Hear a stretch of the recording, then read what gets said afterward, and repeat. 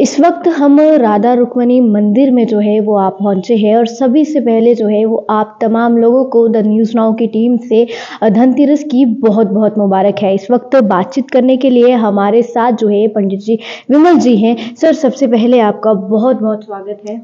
धन्यवाद। आपसे मैं जानना चाहूँगी कि ये जो धनतेरस की पूरी तिथि क्या है, ज़रा हमारे व्यूअर्स को जो है वो बताएं। जरूर जरूर। सबसे पहले मैं आपका बड़ा बड़ा स्वागत करता हूं कि आप कीमती समय निकाल के इस हमारे प्राचीन मंदिर में श्री राधा रुक्मणी मंदिर में आए हैं और आपने हमें इस योग्य समझा है कि हम लोगों को कुछ बताएं। जितने भी आपके दर्शक आपको देख रहे हैं उनको विशेष करके धन त्रयोदशी की बहुत बहुत शुभकामनाएं। अब जिनके सनिग्ध में हम खड़े हैं, जो भगवान कृष्ण जी एवं राधा एवं रुक्मणी जी हैं, इनको भी हम सबकी तरफ से प्रणाम करते हैं। ओम शशंख चक्रम सकरीड कुंडलम सपीत वस्त्रम सरसे सुरेक्षणम सहार वक्षास्थल कौस्तुभाश्रियं नमामि विष्णु शिरसा चतुर्भुजं यस्य स्मरण मात्रेण यन्न संसार भंगनात् विमुच्यते नमस्तस्मै विष्णुवे प्रभु विष्णुवे। भोले राधा रुक्मणी सरकार की जय। आप सब लोगों को जो भी इनको देख रहे हैं उनको धन त्रयोदशी की बहुत बहुत शुभकामनाएं। ऐसा है कि आज मंगलवार जो 29 तारीख को आज के दिन मंगलवार के दिन आज जो त्रयोदशी है वो करीब 11:15 बजे से प्रारंभ है, 10:30 पौने 11 बजे से जो प्रारंभ है और इसी तिथि के अंदर हमें जो धन त्रयोदशी की पूजा भी करनी चाहिए। और धन त्रयोदशी आज से नहीं, जो हमारा एक लौकिक नहीं अपेतु वैदिक हिसाब से, जो हमारे जो सनातन धर्म के हिसाब से और हमारी जो पद्धति है उसके हिसाब से ये एक बहुत बड़ा पर्व है। हम इसे बड़े हर्षोल्लास के साथ बनाना चाहिए।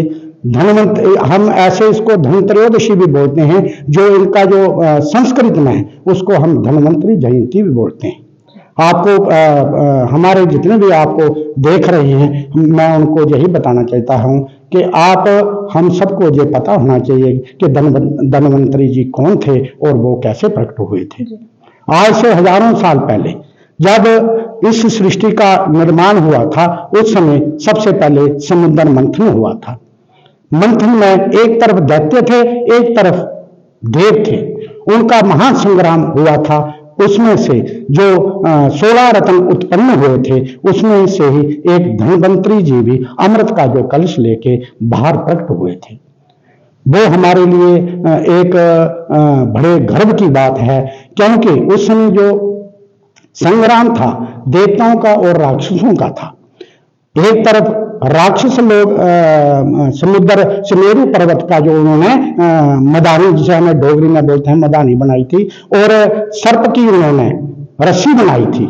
जो जब समुद्र मंथन हुआ तो सर्प की उन्होंने रस्सी बनाई और सुमेरु पर्वत का जो उन्होंने मदानी बनाई। और समुद्र मंथन के समय राक्षस और देवताओं का जब महान संग्राम हुआ तो देवता राक्षसों को बोले कि आप कौन सी साइड पकड़ोगे। तो राक्षसों ने बोला कि हम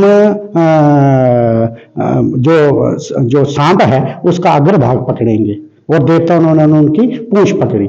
ऐसे ही बड़े दिन समुद्र का मंथन होता रहा।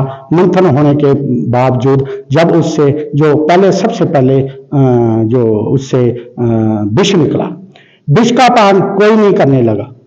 तो भगवान शंकर जी ने वो उस समय विष का पान किया था। उसके बाद फिर ऐसे 16 रत्न उत्पन्न हुए, जिसमें ऐरावत हाथी आए और नाना प्रकार के जो रत्न हुए उसमें उत्पन्न हुए।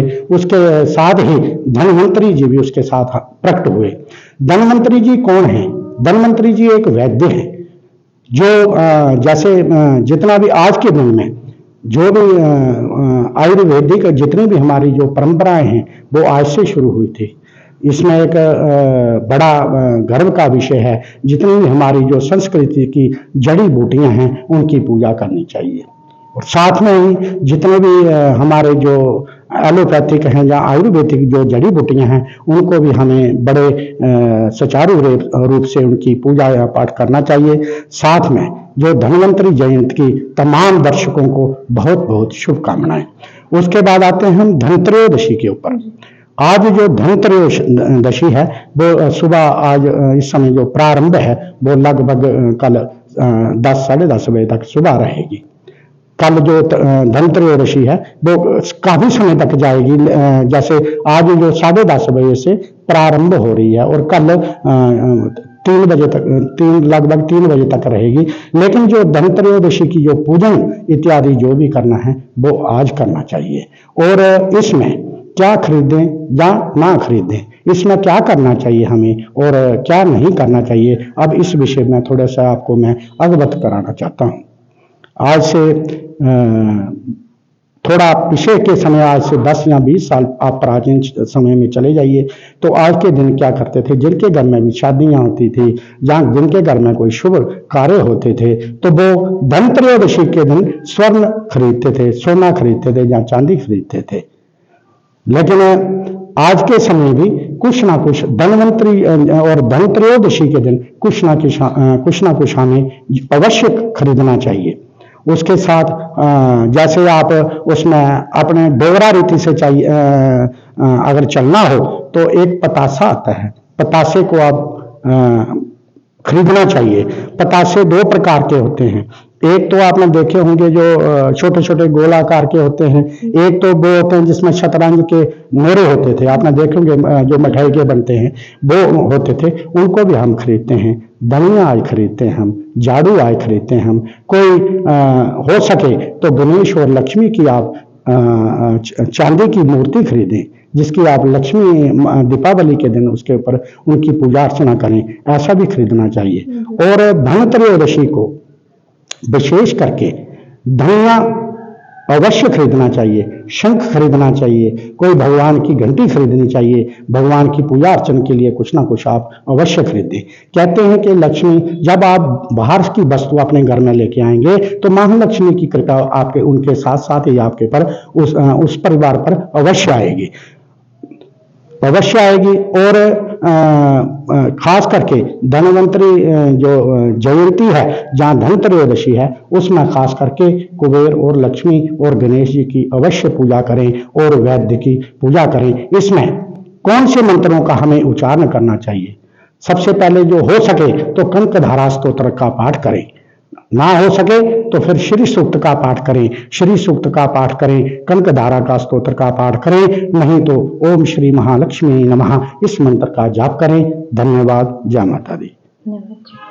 देखिए, इस वक्त जो है वो हमने विमल जी से बातचीत की, जो कि पंडित जी थे, उनसे हमने बातचीत की। उन्होंने पूरी जो है वो स्थिति जो है वो आपको बताई। फिलहाल आप तमाम लोगों को द न्यूज़ नाउ की तरफ से एक बार फिर जो है वो धनतेरस की बहुत बहुत हार्दिक मुबारक हो। और अपनी राय को जो है वो ज़रूर कमेंट सेक्शन में दीजिए। ऐसी और वीडियोज़ के लिए बने रहे द न्यूज़ नाउ के साथ।